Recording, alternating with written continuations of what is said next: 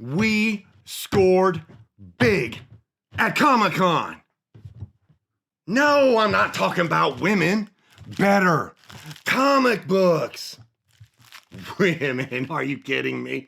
We're nerds. Nerd, nerd, nerd. Nerdfarious.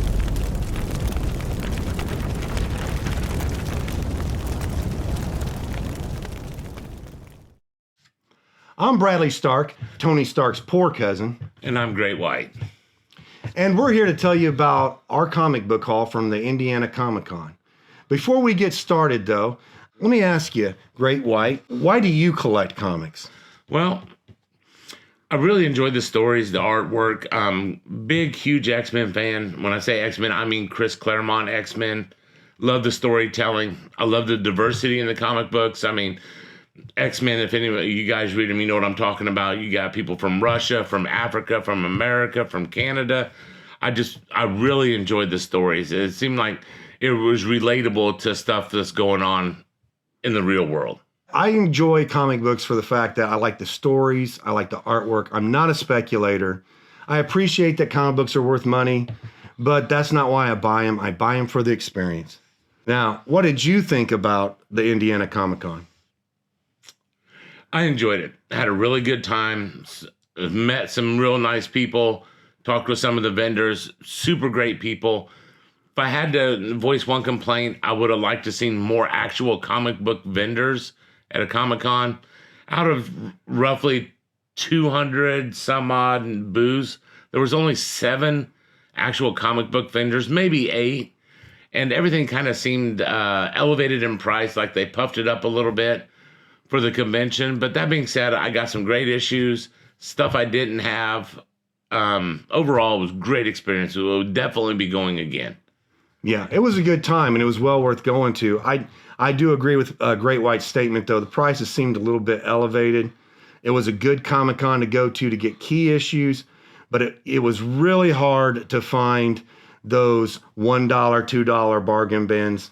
You know, those are the type of things that I don't mind diving in head first to try and find some good deals. Absolutely. But they were kind of hard to find, don't you think? Yes, they were. Don't get me wrong, I got a few, but it was very limited on what I could get. Like I said, I'm a big X-Men fan, X-Factor, X-Force, all that. There wasn't a lot of Marvel, and there wasn't a lot of non-keys, I guess is the best way to put it. So that being said, we're going to show you our comic book haul, but also, just a reminder, we also have a video that it shows the whole comic convention. You can actually see and get a feel for the experience and what we saw. So check that video out also. And with no further ado, here's our comic book haul. I'm still trying to work on Avengers 1 through 100 for Volume 1. So when I found this gem right here, Avengers 92, Neil Adams cover, and it's the Kree Skrull War with a Captain Marvel appearance. I was ecstatic. Love the Avengers. This was a great find, and I got it for $18. All right, everybody, this is Great White. It's time for my haul, what I picked up. Start off with just a few filler issues. Just some New Mutant stuff to fill in my collection. Nothing special here.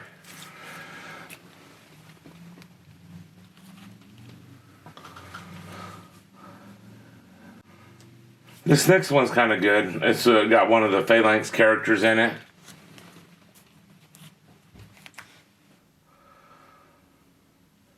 And then I grabbed this last one just because it had a cameo by the X-Men. Like I said, nothing special.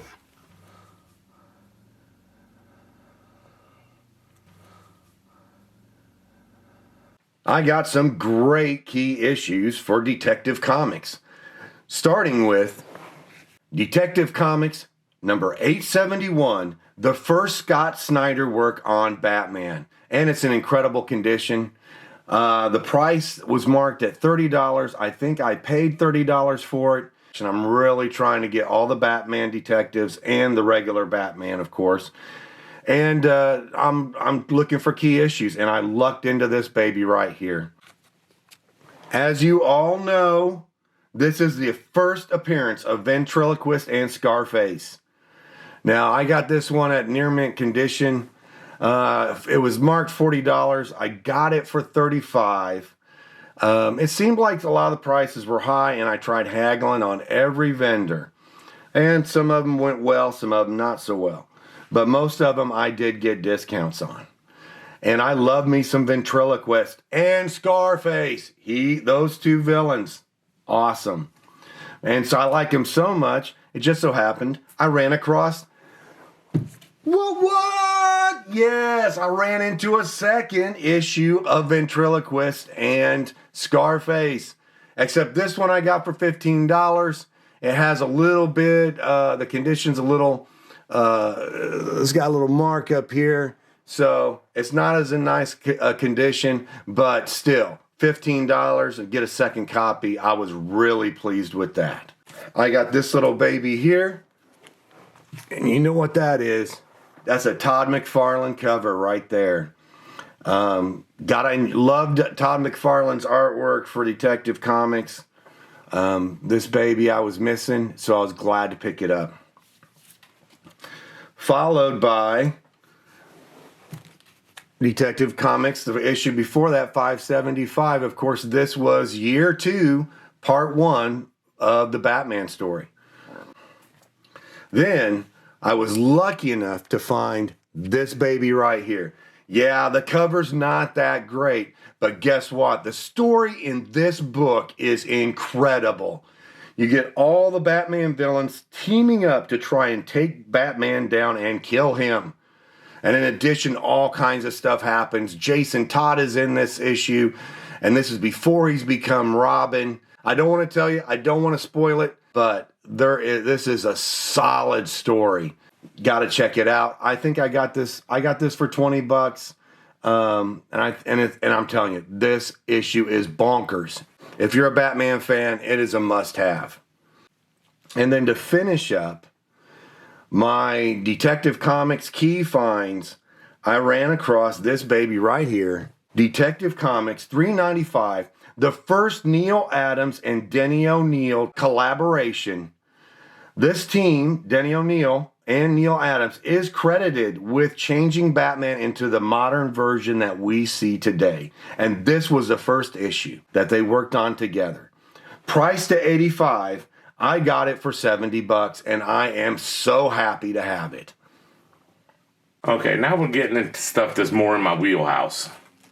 These are all Chris Claremont issues. Love X Factor. Start off. This one I like just because of the cover. All 5 of them on there.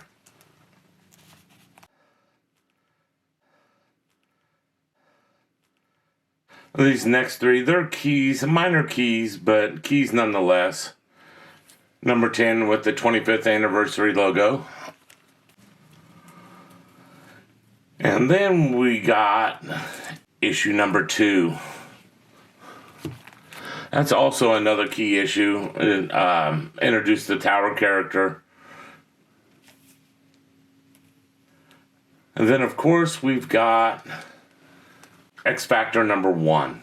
The first time they've been together since, well, before Giant Size X-Men number 1. I also picked up some Iron Man back issues for my collection. No keys, just trying to fill in some gaps. I gotta get my boy Tony Stark's books. Family namesake. There you go. So these are just a couple. Of course, these were $1 or $2.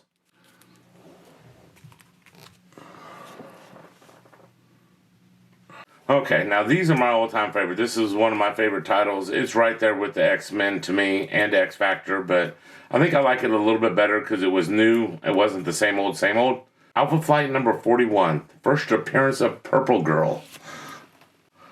Then we've got Alpha Flight 33, the first appearance of Lady Deathstrike. Anybody that's read X-Men or any Wolverine, you know exactly what I'm talking about. Then we got Alpha Flight 17. Nothing particularly special about it. It's the X-Men cameo. Then we've got Alpha Flight number 12. It's a double-sized issue. They're telling you they're going to kill somebody off.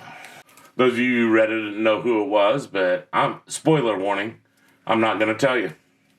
And then last but not least, I managed to pick up Alpha Flight #1. I love this book. One of my favorite artists and writers started this book, John Byrne. Absolutely love it. I showed you my Detective Comics from earlier. Now let's move on to my Batman keys that I found. And let's start off with a bang. You know it. First appearance of Tommy Elliott, aka Hush. Yes. Now this book was priced at $50. I got it for $40. It's in excellent condition, and I just love the Hush storyline. And then, of course, Batman 457, First Timothy Drake in new Robin costume. $15 is priced at $15. I already had this issue, but I gotta tell you, that is a solid story. At the end, when Batman gives Tim his blessing, whoa. I gotta admit, man, I got a little choked up. It's something else. I found this one I was missing. Batman 429, this is the conclusion to A Death in the Family. Of course, issue before that, Robin has been murdered by the Joker. It was priced at $15, and I'm pretty sure that's what I got it for. 407, it was priced at $18. I got it for $18. It was written by, of course, Frank Miller. Love me some Frank Miller stories. Really, really happy to find this one. Batman issue 366. And you know this as the first time Jason Todd appears in the Robin costume without Batman's approval. Yep. So it was priced at $75 and I got it for $60. And then finally, the last of my good finds, and the one I saved the best for last, the one that I'm telling you, I am so happy to get this one. Batman 235. The second appearance of Ra's al Ghul. That's Ra's al Ghul I'm talking about. Yes, one of my favorite villains. I feel like Key and Peele talking about the Batmans. I'm talking about the Ra's al Ghul. Plus, it has sexy Talia al Ghul, Ra's al Ghul's daughter in it. The dealer had it listed as a 6.0. I personally think the condition of this book is higher. He wanted 75 and I got it for 65.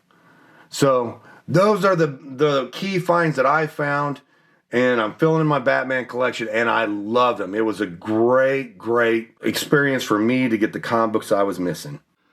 Where are you going? Don't leave. Before you leave, hit that like and subscribe. Hit it. You know you want to. I won't tell anyone. And comment down below. We have no lives, we'll answer.